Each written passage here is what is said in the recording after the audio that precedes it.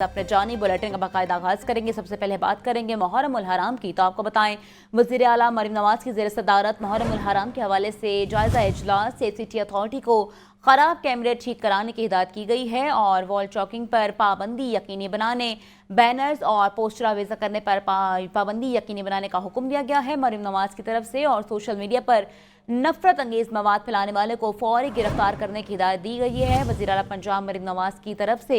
और वज़ीर आला मरीम नवाज का कहना था, मुल्क को कौम को नफरत, तासुब और तफरकाबाजी से बचाना हमारी ही जिम्मेदारी है। आपको एक दफा फिर अपडेट किया जा रहा है। वज़ीर आला मरीम नवाज की ज़ेर सदारत मुहर्रम उल हराम की सिक्योरिटी के हवाले से इजलास हुआ है और सीसीटी अथॉरिटी को खराब कैमरे ठीक करवाने की हिदायत की गई है।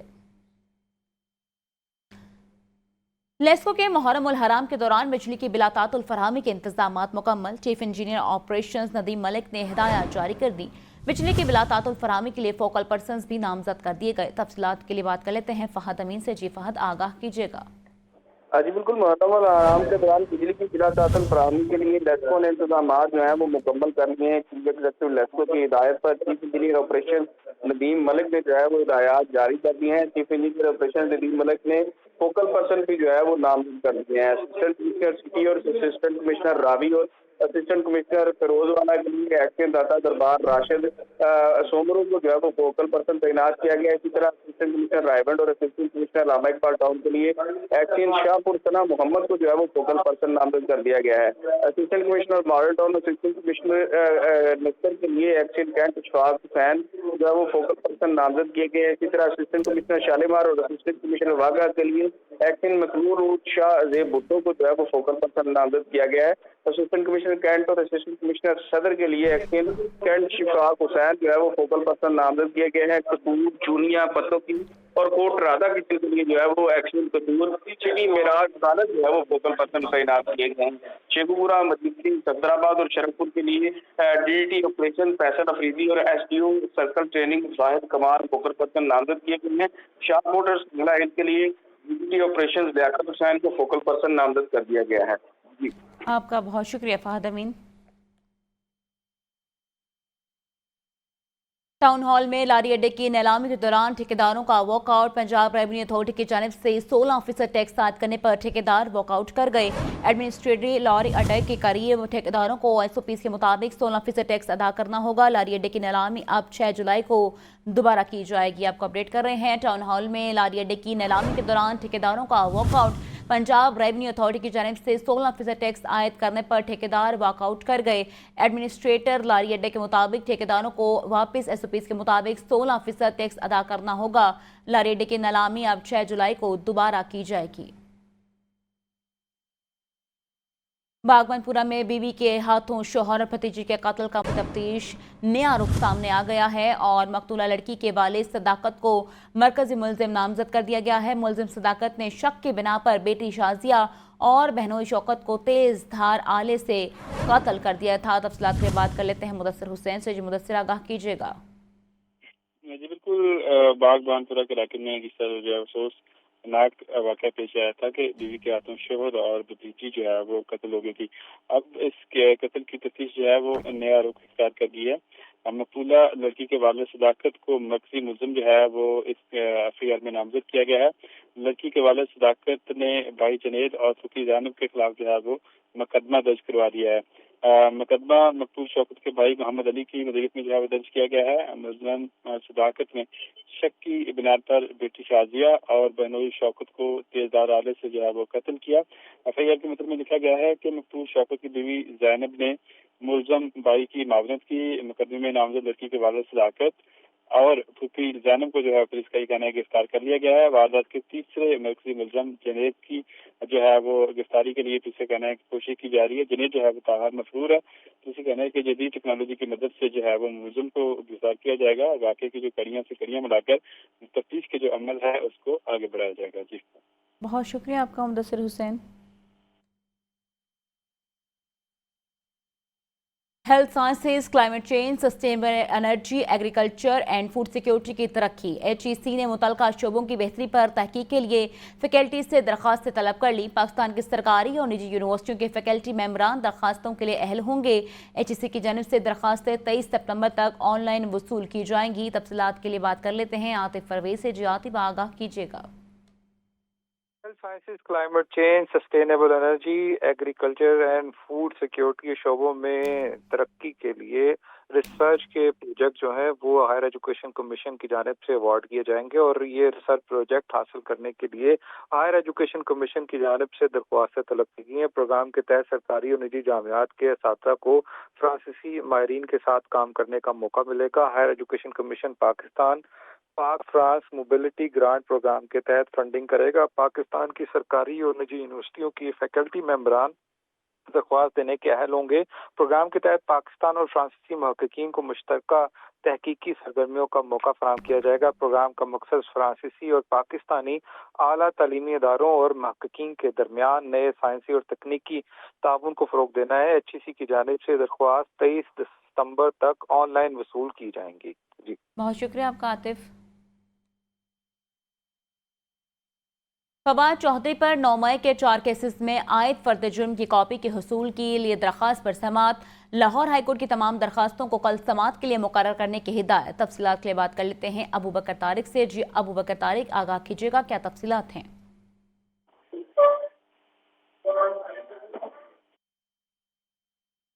अबू बकर, अगर आप हमें सुन पा रहे हैं तो आगाह कीजिएगा, क्या तफसीलात हैं इस केस की? बिल्कुल, लाहौर हाईकोर्ट में 9 मई के फैसलाबाद के 4 केसेस में फवाद चौधरी पर आयद फर्द जुर्म की कॉपी के असूल के लिए दायर दरख्वास्तों पर समाअत हुई है।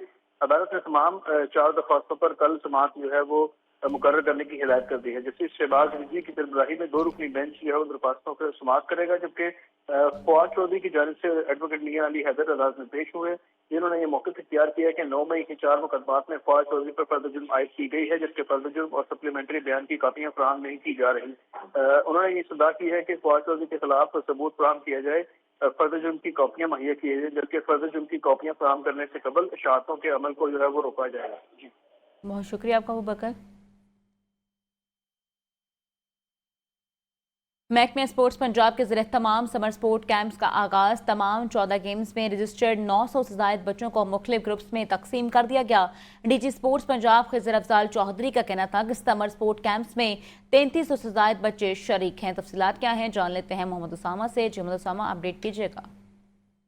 बिल्कुल, स्पोर्ट्स डिपार्टमेंट पंजाब के जरिए तमाम समर स्पोर्ट्स कैंप्स का आगाज हो गया। पहले दिन तमाम 14 गेम्स में रजिस्टर होने वाले बच्चों को वेन्यूज पर लाकर ओरिएंटेशन दी गई। 900 से ज्यादा बच्चों को मुख्तलिफ ग्रुप्स में तकसीम किया गया। तमाम ग्रुप्स के औकातकार बच्चों को बता दिए गए। 900 से ज्यादा बच्चों में टी शर्ट और वाटर बॉटल भी तकसीम की जा रही है। DG स्पोर्ट पंजाब खिज़र अफजाल चौधरी ने तमाम वेन्यूज का जायजा लिया। आज से पंजाब के तमाम इजला में समर स्पोर्ट्स कैंप शुरू हो रहे हैं। DG स्पोर्ट ने कहा कि समर स्पोर्ट्स कैंप्स की निगरानी मैं खुद कर रहा हूँ। समर स्पोर्ट्स कैंप्स में 3300 से ज्यादा बच्चे शरीक हैं। लाहौर की समर स्पोर्ट्स कैंप में 900 से ज्यादा बच्चे शिरकत कर रहे हैं, जबकि इस मौका पर उन्होंने तमाम सहूलियात का जायजा भी लिया। जी, आपका शुक्रिया मोहम्मद उसामा। पंजाब असम्बली इजलास बजट पर बहस जारी है। आपको बराह रास्त ले चलते हैं। भी पंजाब जतवा दे ये बुक जै बनाइए। मैं हमेशा ही हाउस 13 तो आधा रही हाँ कि ये नौकरशाही, मैं को ब्यूरोक्रेसी ना आधा, ये नौकरशाही जेरे सारे टैक्सां ते तनख्वाह गिनदी है, ये नौकरशाही बना के किताब साढ़े हवाले कर देंदी है, असां पढ़ देंगे। इंदे साकू ना पता होंदे भी क्या लिखा पे, क्या कुछ थिया पे, क्या कुछ सारा कुछ। जनाबे चेयरमैन, खुदा वास्ते अगर ये मैं बुक दी, क्योंकि तुस 807 मिनट बाद भाई वाइंड अप कर दो, तो एक सैक्टर ते बोला। सब को पहले सेहत, तालीम, ज़रात, ये सारे सेक्टर ते मैं बोला तो मैं बोल सकना, लेकिन टाइम को नहीं, तुआरे को भी मेरे को अंदाज़ा है। लेकिन जनाबे चेयरमैन, खुदा वास्ते ये हुन सूबा पंजाब मुतहम्मिल नहीं थी सकता इतनी ओवर पॉपुलेटेड, इतनी आबादी कनू इको हुन तकसीम थी होना चाहिए। 11-12 करोड़ सारे ऑनरेबल मैंबरान आधर हैं, ये 14 करोड़ आबादी ते मुश्तमिल सूबा मैनेजेबल नहीं रहा। इको मैनेज करना कहीं भी हुकूमत साड़ी होवे या तुहाडी है हुण हुकूमत वो मैनेजेबल नहीं थी सकता। इको तकसीम होना चाहिए हर हवाले नाल। ये हवाला तरक्याती कमां के हवाले नाल नहीं, लॉ एंड आर्डर है इहदे विच सब कुछ है। इको खुदारा ई तख्ते लाहौर कनू सारी जान पता नहीं करन छुट सी 13 को तो मैं पिटेंदा वदा। ये तख्ते लाहौर खुदा वास्ते क्यों अपनी बादशाहत कायम रखना चाहते पूरे पाकिस्तान दे सब को वड्डे सूबे ते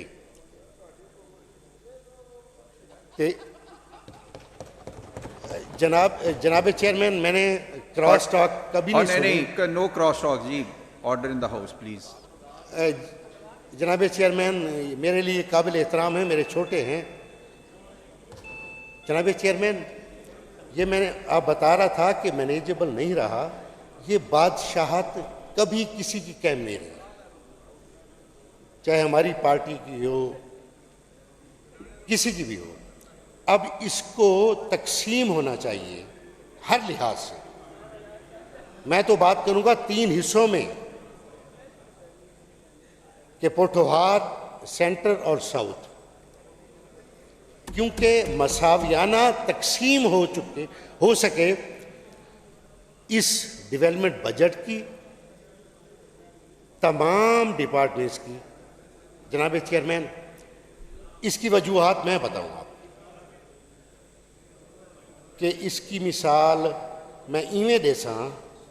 जनाब चेयरमैन, मैं उर्दू भी बोल लूँगा, सराइकी भी बोल लूँगा, कोई बात नहीं।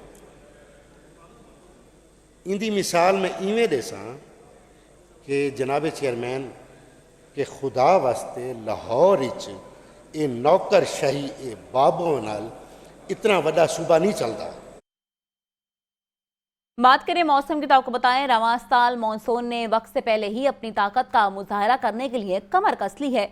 मुल्क भर में मामूल से 25% ज्यादा बारिशें होने के इम्कानात हैं। पंजाब में बारिशों की शद्दत मजीद ज्यादा रहेगी।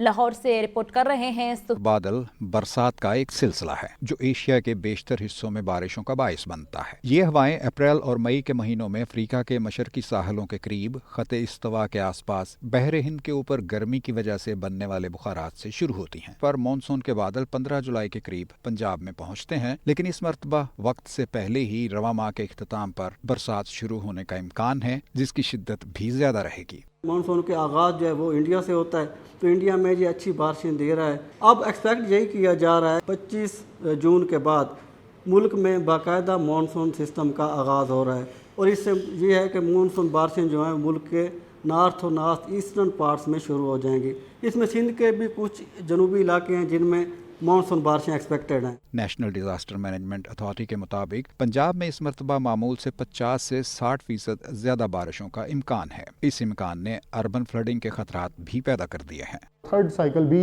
हमारा डीसिल्टिंग का कंप्लीट हो चुका हुआ है, तो इंशाल्लाह ताला जब डीसिल्टिंग प्रॉपरली हुई होगी तो ये जो अर्बन सेंटर्स खास तौर पे लाहौर, मुल्तान, फैसलाबाद, पिंडी, गुजरांवाला, इधर अर्बन फ्लडिंग का प्रॉब्लम रहता था, इस दफ़ा डीसिल्टिंग और प्रॉपर अच्छी मरबूत डीसिल्टिंग की वजह से चीज़ें इंशाल्लाह बहुत ज़्यादा बेहतर रहने की तवक्को है। इस तमाम तर सूरत हाल को मौसमियाती तगय्युर और तबद्दुल के तनाजुर में भी देखा जा रहा है। इस मरतबा पंजाब में मानसून के पैटर्न में एक और तब्दीली देखने को भी मिलेगी। क्या अब इसका मरकज़ सूबे के शुमाली इलाकों की तरफ से वस्ती इलाकों की तरफ मुंतकिल हो रहा है। इसीलिए सूबे के वस्ती इलाकों में वाक़ शहरों में अर्बन फ्लडिंग के खदशात को भी ज़्यादा शिद्दत के साथ महसूस किया जा रहा है। कैमरामैन फैसल रहमान के साथ सुहेल कैसर, लाहौर। और वक्त हुआ है शॉर्ट ब्रेक। मेडिकल टेक्नीशियंस के 70 मुख्तलिफ कोर्सेज के इम्तहान आज जारी। Additional secretary doctor Mohammad Waseem का Wahdat road pilot secondary school में कायम इम्तहानी मरकज़ का दौरा। Secretary Punjab medical faculty doctor Shoaib Aslam के हमरा इंतजामात का जायजा लिया। तफसीलात जान लेते हैं मोहम्मद बिलाल से। मोहम्मद बिलाल, आगाह कीजिएगा इस दौरे के अहवाल बारे। जी बिल्कुल, एडिशनल फैक्ट्री टेक्निकल महकमा specialise health care and medical education doctor Mohammad Waseem का आबादत रोड पायलट सेकेंडरी स्कूल में कायम इम्तिहानी मरकज का दौरा, जबकि इस मौके पर secretary Punjab medical faculty doctor Shoaib Aslam भी इनके साथ मौजूद थे और इस मौके पर इंतजाम का जायजा भी लिया गया, जबकि तलबा व तलबात ने इंतजाम बारे इजहार इत्मीनान भी किया। जबकि पंजाब भर के 26 अजला में 56 और आजाद कश्मीर के 3 इम्तिहानी मराकज में पेपर दिया जा रहा है। इन इम्तिहानात में तकरीबन 37,000 से ज्यादा तलबा व तलबात हिस्सा ले रहे हैं। मेडिकल टेक्नीशियंस के 17 मुख्तलिफ कोर्सेज के इम्तिहानात भी जारी हैं। इस हवाले से secretary Punjab medical faculty doctor Shoaib Aslam का कहना था इनकी जानिब से बच्चों के लिए बेहतरीन इंतजाम किए गए हैं ताकि जो पंजाब भर में इम्तिहानी सेंटर बनाए गए हैं, यहाँ पे जो स्टूडेंट्स हैं उनको बेहतरीन जो सहूलियतें मैसर आ सके और बेहतरीन तरीके से जो इम्तिहान है वो दे सकें। जी बहुत शुक्रिया मोहम्मद बिलाल। गवर्नर पंजाब से रावलपिंडी इस्लामाबाद से पीपल्स पार्टी के अहदेदारान की मुलाकात, सियासी सूरत हाल और पार्टी मामलात पर तबादला ख्याल। गवर्नर सरदार सलीम हैदर ने पार्टी वर्कर्स को अहम हदायत भी दी, बोले अपने गिले शिकवे दूर करके अवाम की खदमत का मिशन जारी रखें। वो वक्त दूर नहीं जब बिलावल भुट्टो अवामी मैंडेट से वजीर आजम बनेंगे। तफसीलात के लिए बात कर लेते हैं मोहम्मद जासीन से। जी मोहम्मद जासीन, आगाह कीजिएगा। जी, गवर्नर पंजाब सरदार सलीम हैदर खान से रावलपिंडी और इस्लामाबाद पीपल्स पार्टी के अहदेदार टिकट होल्डर ने आज मुलाकात की है। गवर्नर पंजाब सरदार सलीम हैदर खान ने पीपल्स पार्टी के वर्कर को हिदायत भी इस वाले से जारी की हैं और इस मौका पर गवर्नर पंजाब ने कहा कि मैं गवर्नर पंजाब एंजॉय करने के लिए नहीं बल्कि पीपल्स पार्टी के वर्कर्स को मुतहरक और पीपल्स पार्टी के लिए दिन रात मेहनत करके खोया हुआ मकाम दोबारा हासिल करने के लिए बना हूँ। उन्होंने कहा कि पीपल्स पार्टी वाहद वो सियासी जमात है जिसके लीडर बिलावल भुट्टो जरदारी ने सफारती सतह पर पाकिस्तान की जंग जीती है। गवर्नर पंजाब ने कहा कि मैं गवर्नर पंजाब होकर पंजाब की गली और मोहल्ले में जाकर अपने लीडर बिलावल भुट्टो का पैगाम पहुंचाऊंगा और इन्हें वजीर आज़म बनाएंगे और मैं इसमें कोई कसर नहीं छोड़ूंगा। गवर्नर पंजाब ने कहा कि पीपल्स पार्टी के तमाम कारकुन और सीनियर रहनुमा अपने गिले शिकवे दूर करके अवाम की खिदमत को अपना मिशन बनाए। गवर्नर का कहना था कि वो वक्त दूर नहीं जब बिलावल भुट्टो जरदारी अवामी मैंडेट से वजीर आज़म बनेंगे। उन्होंने कहा कि पीपल्स पार्टी मुस्लिम नून की इत्तेहादी जमात जरूर है मगर पीपल्स पार्टी एक नजरियाती जमात होने के साथ साथ पाकिस्तान की वो वह जमात है जिसके लिए मुल्क की सबसे ज्यादा कुर्बानियां दी हैं। उन्होंने कहा कि पार्टी के वर्कर्स और कारकुन अपने आप को तहाना समझे और किसी के इसके साथ जाती हुई तो मैं अपने वर्कर के साथ खड़ा होऊंगा। गवर्नर का कहना था कि नौजवान ताजर बरादरी तलबा और सियासी रहनुमाओं का पीपल्स पार्टी में शमूलियत का सिलसिला अभी जारी है। गवर्नर ने कहा कि पाक फौज ने मुल्क को अमन और माशी इस्तेकाम में कलीदी किरदार अदा किया है और अब पाकिस्तान की तमाम सियासी जमातें मुल्क की तरक्की और सियासी इस्तेकाम के लिए अपना हिस्सा इसमें डालें। गवर्नर ने कहा कि बिलावल भुट्टो वो वाहिद लीडर हैं जिसने अपनी दुनिया भर में जब मोदी को ललकारा है। जी बहुत शुक्रिया मोहम्मद यासीन।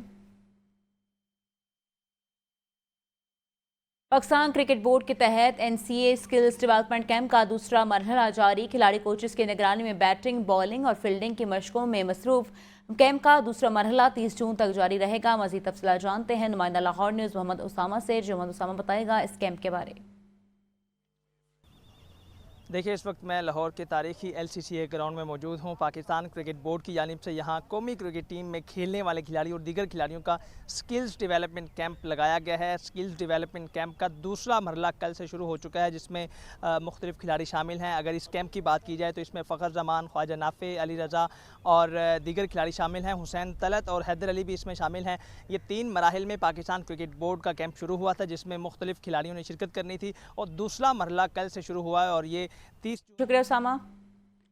लाहौर हाई कोर्ट बानी PTI के 9 मई के 8 मुकदमात में जमानतें खारिज। तफसीलात के लिए बात कर लेते हैं अबू बकर तारिक से। जी अबू बकर तारिक, बताइएगा किस तरह से जमानतें खारिज की गई हैं। अबू बकर से हमारा राबता मुनक़ता हो चुका है, आपको अहम खबर बारे अपडेट कर रहे हैं। लाहौर हाई कोर्ट बानी PTI के 9 मई के 8 मुकदमात में जमानतें खारिज कर दी गई हैं। लाहौर हाई कोर्ट बानी PTI के 9 मई के 8 मुकदमात में जमानतें खारिज कर दी गई हैं। अहम खबर है जिस बारे में आपको अपडेट कर रहे हैं। लाहौर हाई कोर्ट ने बानी PTI के 9 मई के 8 मुकदमात में जमानतें खारिज कर दी हैं। लाहौर हाई कोर्ट बानी PTI के 9 मई के 8 मुकदमात में जमानतें खारिज कर दी गई हैं। 9 मई के वाक़े के 8 मुकदमात बानी PTI के ऊपर थे जिसमें जमानतें खारिज कर दी गई हैं। हाँ, लाहौर हाई कोर्ट कोर्ट की जानिब से लाहौर हाई कोर्ट की जानिब से बानी पीटीआई के 9 मई के 8 मुकदमात में जमानतें खारिज कर दी गई हैं। आपको एक दफा फिर अपडेट कर रहे हैं। लाहौर हाई कोर्ट बानी पीटीआई के 9 मई के 8 मुकदमात में जमानतें खारिज कर दी गई हैं। लाहौर हाई कोर्ट बानी पीटीआई के 9 मई के 8 मुकदमात में जमानतें खारिज कर दी गई हैं। 8 मुकदमात थे बानी पीटीआई के खिलाफ, जिसमें लाहौर हाई कोर्ट की तरफ से उन सब मुकदमात की जमानतें खारिज कर दी गई हैं। लाहौर हाई कोर्ट बानी पीटीआई के 9 मई के 8 मुकदमात की जमानतें खारिज कर दी गई हैं। अबू बकर से मेरा राबता बहाल हो चुका है। अबू बकर, आगाह कीजिएगा, तफसीलात क्या हैं आखिर? जी बिल्कुल, लाहौर हाई कोर्ट ने बानी पीटीआई के 9 मई के 8 मुकदमात में तमाम जमानतें जो है वो खारिज कर दी हैं। जस्टिस शहबाज रिजवी पर मुश्तमिल 2 रुकनी बेंच ने दरखास्तों पर यह फैसला सुनाया है। अदालत में दलाइल सुनने के बाद कल दरखास्तों पर यह फैसला महफूज किया था, जबकि बानी पीटीआई ने बैरिस्टर सलमान सुंदर की शासत से 15 जनवरी को दरखास्तें दायर की थी। बानी पीटीआई ने जिना हाउस हमला समेत 9 मई के 8 मुकदमात में जमानतें दायर की थी, जबकि वीडियो केस में अस्करी टावर हमला, थाना शादमान जलाओ घिराव, राहत बेकरी के करीब गाड़ियां जलाने के केस शामिल हैं। 9 मई के केसेस में जिना हाउस के बाहर गाड़ियां जलाने, जमान पार्क जलाओ घिराव के केसेस शामिल हैं। और 9 मई के जो दीगर केसेस हैं उसमें थाना मुगलपुरा जलाओ घिराव के जो राहत बेकरी है उसके ऊपर हमला केस और शेरपाव पुल पर जलाओ घिराव के शामिल हैं। बानी पीटीआई जिना हाउस हमला केस, थाना शादमान जलाओ घिराव और अस्करी टावर जलाओ घिराव के मुकदमात में नामजद हैं। बानी पीटीआई राहत बेकरी जलाओ घिराव के समेत 5 मुकदमात में जिमनी बयान में नामजद किए गए थे, जबकि आज 2 रुकनी बेंच ने जो है वो इसको समाअत मुकम्मल करते हुए गुज़िश्ता रोज इसका फैसला महफूज किया था और आज फैसला सुना दिया गया है। और लाहौर हाई कोर्ट के 2 रुकनी बेंच ने बानी पीटीआई के 9 मई के 8 मुकदमात में जमानतें खारिज की हैं और जमानतें खारिज करने के बाद जो जस्टिस शहबाज रिजवी पर मुश्तमिल 2 रुकनी बेंच ने ये फैसला सुनाया है और अब से कुछ देर कबल ये फैसला सुनाया गया है, जबकि कल जो है वो इसको फैसले को महफूज किया गया था। इससे कबल इंतज़ामी दहशतगर्दी अदालत लाहौर ने जो है इनकी जमानतें खारिज की थी, जिसके बाद उन्होंने लाहौर हाई कोर्ट से रब्ता किया था और लाहौर हाई कोर्ट ने जो है वो दलाइल मुकम्मल होने के बाद अभी कुछ देर पहले जो है ये फैसला सुनाया है, जिसमें बानी पीटीआई के 9 मई के 8 मुकदमात में जमानतें खारिज कर दी गई हैं। जी, आपका शुक्रिया अबू बकर। आपको एक दफ़ा फिर अपडेट किया जा रहा है। अदालत ने बानी पीटीआई के खिलाफ 8 मुकदमात की जमानतें खारिज कर दी हैं। बानी पीटीआई के 9 मई के 8 मुकदमात की जमानतें खारिज कर दी गई हैं। जस्टिस शहबाज रिजवी पर मुश्तमिल 2 रुकनी बेंच ने दरखास्तों पर फैसला सुनाया है और आपको बताते चलें, अदालत ने दलाइल सुनने के बाद कल दरखास्तों पर फैसला महफूज किया था। बानी पीटीआई के बैरिस्टर सलमान सफदर की वसातत से 15 जनवरी को दरखास्तें दायर की गई थी, जिसका फैसला कल महफूज कर लिया गया है और फैसले के मुताबिक बानी पीटीआई के 9 मई के 8 मुकदमात में जमानतें खारिज कर दी गई हैं। मुनाफाखोरों की पांच में घी में शहर की मार्केट में सब्जियों के नर्क मजीद ऊपर जाने लगे। शदीद गर्मी के बावजूद ब्रायलर गोश्त भी 14 रुपए किलो महंगा। इंतजामिया के अफसर रेट लिस्टें जारी करके सो गए। इस हवाले ज़िलाई इंतजामिया महंगाई माफिया को नकेल डालने में नाकाम। सब्जियों के नरखों में मजीद तेजी। बाजारों में प्याज 60, टमाटर और आलू 80 रुपए फी किलो फरोख्त। दुकानों पर लहसुन चाइना 350, अदरक 600 जबकि लीमू 400 रुपए फी किलो बेचा जा रहा है। भिंडी, कद्दू और तोरी 100 जबकि शिमला मिर्च 160। पोल्ट्री माफिया ने आवाम को लूटने के लिए फिर कमर कस ली। ब्रायलर गोश्त 14 रुपए फी किलो महंगा। शहर की दुकानों पर ब्रायलर गोश्त 417 रुपए फी किलो फरोख्त किया जा रहा है। फार्मी अंडे बदस्तूर 244 रुपए दर्जन। आवाम कहते हैं कोई एक चीज सस्ती हो तो कई अशिया महंगी कर जाती हैं, कोई पूछने वाला नहीं। हम आवाम के बारे में सोचें और चीज़ों को सस्ता करें, सब्जियां और फल वगैरह को। ये आम आदमी की चीज़ें हैं और ये भी अगर आम आदमी की पहुंच से दूर हो जाएंगी तो फिर मुश्किल हो जाएगा।